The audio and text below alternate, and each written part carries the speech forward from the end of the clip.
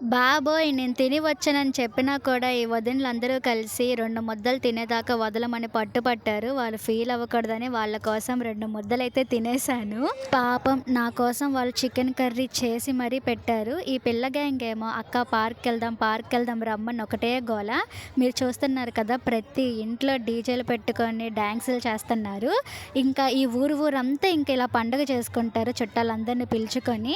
మేము పార్క్‌కైతే వచ్చేసాము. లోపల ఏముంటాయా అనుకున్నాను. అంతా వింత వింతగా భలే ఉన్నాయి. ఇదంతా మా పిల్ల గ్యాంగ్ అనమాట. నేను కొన్ని అక్కడ ఉన్న వాటితో ఆడాను. చాలా నవ్వొచ్చేస్తుంది. ఫుల్ భయమేసేస్తుంది కింద పడిపోతానేమోనని. ఇదైతే మరీ దారుణంగా అనిపిచ్చింది. పార్కులో ఉన్న అన్నిటితో రౌండేద్దాం అనేసి మొత్తం కానిచ్చేస్తున్నాను. ఇది చూసారా ఎలా ఉందో అస్సల. ఇదంతా జిమ్‌లో చూసినట్టుంది. ఇదైతే ఇంకా చాలా బావుంది. చేసే కొద్దీ చేయాలనిపిచ్చింది. ఫుల్‌గా ఎంజాయ్ చేసేసాను అందరితో